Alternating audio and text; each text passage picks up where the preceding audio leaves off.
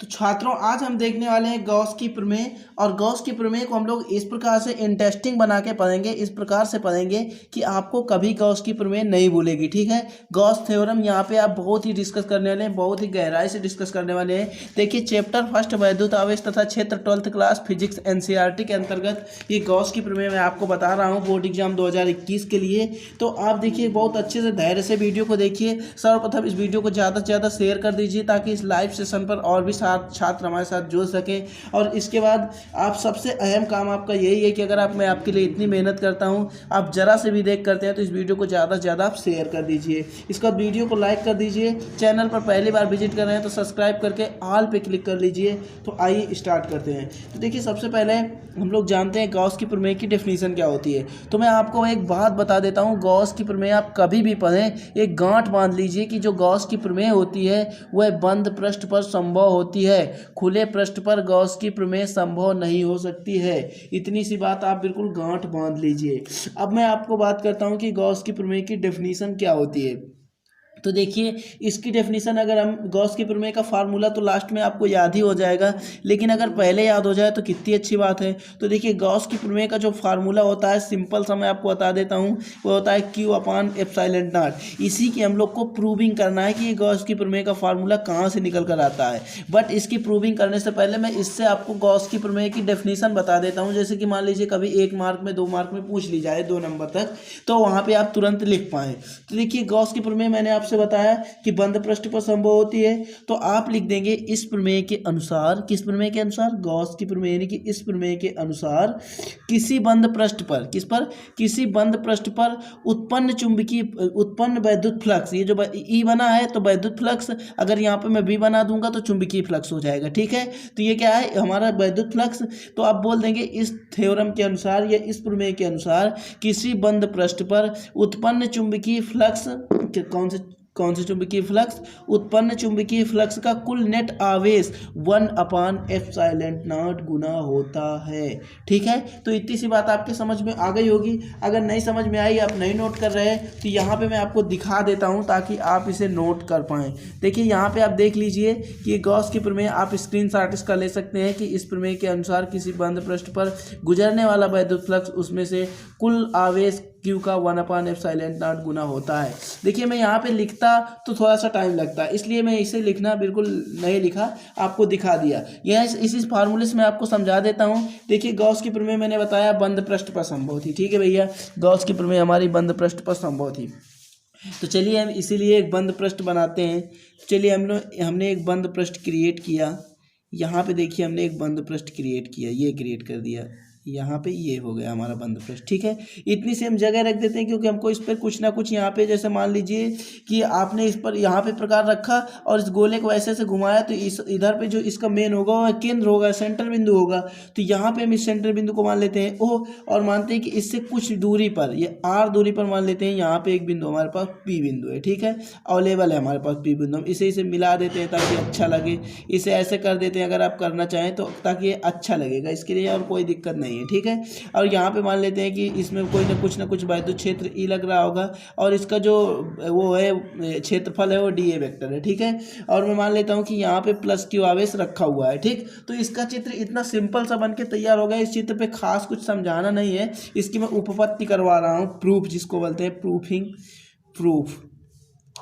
मैंने आपको अभी डेफिनेशन दिखाई है, अब इसकी मैं प्रूविंग करने वाला हूँ। ठीक है, तो अब देखिए इसके अनुसार अब आपको पता चल गया कि ये बंद पृष्ठ पर गॉस की प्रमेय संभव होगी। तो यहाँ से जैसे आपको गॉस की प्रमेय की डेफिनेशन लिखनी है तो आप लिख सकते हैं इस प्रमेय के अनुसार किसी बंद पृष्ठ पर, किस पर, किसी बंद पृष्ठ पर, ये देखिए बंद पृष्ठ है, तो किसी बंद पृष्ठ पर उत्पन्न चुंबकीय फ्लक्स, ये वो सॉरी वैद्युत फ्लक्स, मैं जो पिछला जो हमारा ऑफलाइन सेशन है उस पर हमारा चुंबकीय क्षेत्र वाला चैप्टर चल रहा है, इसलिए मेरे दिमाग में बार बार चुंबकीय फ्लक्स आ रहा है। ठीक है, तो यहाँ पे क्या है वैद्युत फ्लक्स, तो हम लोग बोलेंगे इस बंद पृष्ठ पर उत्पन्न वैद्युत फ्लक्स का कुल आवेश, ये देखिए जो कुल नेट आवेश है उसका 1/एप्सिलॉन नॉट गुना होता है। क्या हम इसको इस प्रकार नहीं लिख सकते, phi equal to Q into 1/एप्सिलॉन नॉट। तो इससे तो आपको पता चल जाएगा कि पूरे आवेश का 1/एप्सिलॉन नॉट गुना होता है, गुना का मतलब गुणा, तो वही आप डेफिनेशन लिख लेंगे। अब इसके बाद मैं आपको बता दूं, इसके जैसे आप डेरिवेशन आता है बड़ा सा, तो इसके लिए आपको थ्योरी क्या लिखनी है, तो आपको देखिए थ्योरी लिखनी है कि देखिए यहाँ पे आपको थ्योरी लिखनी है कि माना किसी बंद पृष्ठ पर कोई एक प्लस क्यू आवेश है कि को का क्या है, प्लस क्यू आवेश है जो ओ बिंदु पर स्थित है। कहाँ पर, जो बिंदु ओ पर स्थित है। बिंदु ओ से आर मीटर की दूरी पर एक बिंदु पी है जहाँ पर हमें वैद्युत क्षेत्र की तीव्रता ज्ञात करनी है। क्या कहना है आपको, माना किसी बंद पृष्ठ के अंदर एक आवेश, एक क्या है, एक बिंदु आवेश क्या है हमारा, प्लस क्यू है, जो कि ओ बिंदु पर, जो कि केंद्र बिंदु ओ पर स्थित है, तथा वैद्युत, अब ये भी आप लिख सकते हैं, तथा वैद्युत क्षेत्र की तीव्रता ई है, तथा हमारा जो क्षेत्रफल है वह डी ए वेक्टर है। बिंदु ओ से आर मीटर की दूरी पर एक बिंदु पी है जहां पर हमें वैद्युत क्षेत्र की तीव्रता ज्ञात करनी है। ठीक है, तो इस वीडियो को ज़्यादा से ज़्यादा यार शेयर जरूर कर दीजिए, क्योंकि यहाँ पे बहुत अच्छे से आपको पढ़ाया जा रहा है। ठीक है, देखिए यहाँ पे क्या कहा गया, मैंने क्या कहा कि माना कोई एक बिंदु, कौन सा है, किसी बंद पृष्ठ के अंदर माना कोई एक प्लस क्यू आवेश है जो कि बिंदु ओ पर रखा हुआ है, वैद्युत क्षेत्र की तीव्रता ई है तथा क्षेत्रफल डी ए वेक्टर है। बिंदु ओ से आर मीटर की दूरी पर एक बिंदु पी है जहां पर हमें वैद्युत क्षेत्र की तीव्रता ज्ञात करनी है। तो उम्मीद करता हूं इतनी सी बात आपकी समझ में आ गई होगी। आप करते हैं इसकी प्रूफिंग।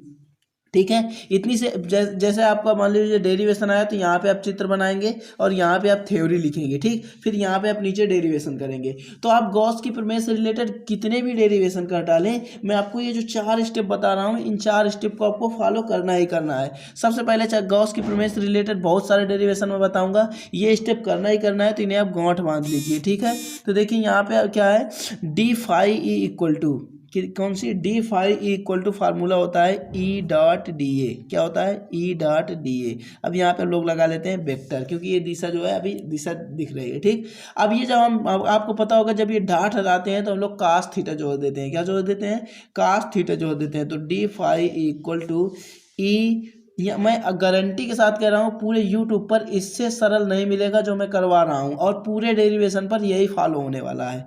तो ई और ये डी, ये डॉट को हटाएंगे तो हम कास थीटा जोड़ देंगे, तो ई डी ए कास थीटा। ठीक है, अब हम लोग ये जो हम देख पा रहे हैं कि हमारा पैरेलल है, क्या है, पैरेलल है बिंदु। तो यहाँ पे हम लोग किसी भी डेरिवेशन पे थीटा इक्वल टू 0 रखते हैं। ठीक है, अब यहाँ पे जब हम लोग थीटा इक्वल टू 0 रखेंगे तो हमारे पास बचेगा D phi E equal to E D A, और कास जीरोन्स की जो वैल्यू होती है वह 1 होती है, इसलिए हट जाएगा कास थीटा। ठीक है, अब हम लोग क्या करेंगे, physics, chemistry, math and biology के सभी डाउट का सफाया। उसके लिए आपको करना क्या है, अपने क्वेश्चन की फोटो खींचना है और क्रॉप करके भेज देना है। 3 सेकंड के अंदर आपका वीडियो सोल्यूशन आपके सामने होगा।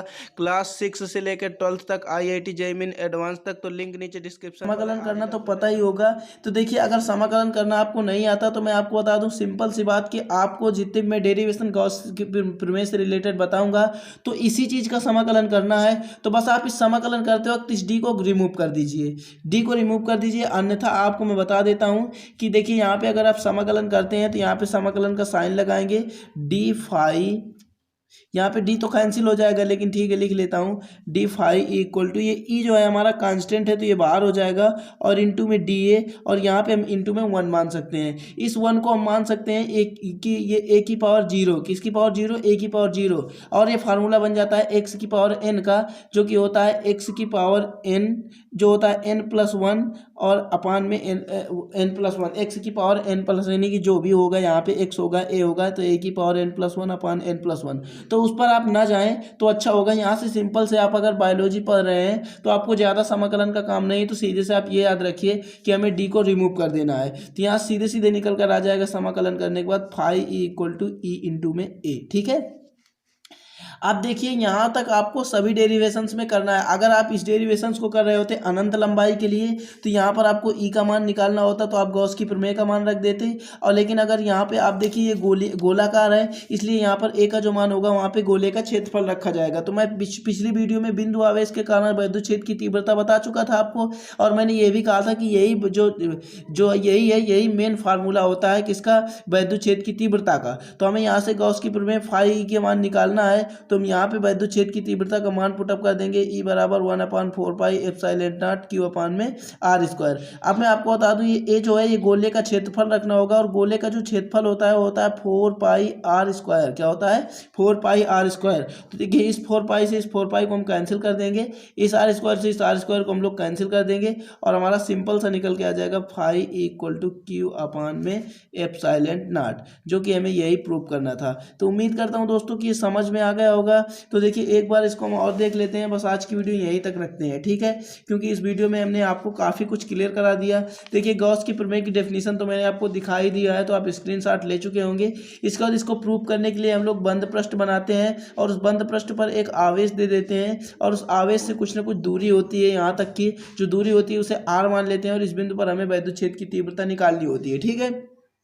इसकी डेफिनेशन मैंने आपको बता दिया, थ्योरी आप छोटी सी लिख सकते हैं। इसके बाद यहाँ पे आप इतने स्टेप्स तो करेंगे ही करेंगे यहाँ तक। इसके बाद यहाँ से अगर आपको वैद्युत क्षेत्र की तीव्रता निकालनी है तो गॉस की प्रमेय का मान रखिए, अगर गॉस की प्रमेय निकालनी है तो ई का मान रख दीजिए, बस आपका निकल आएगा। तो बस दोस्तों आज के लिए इतना ही।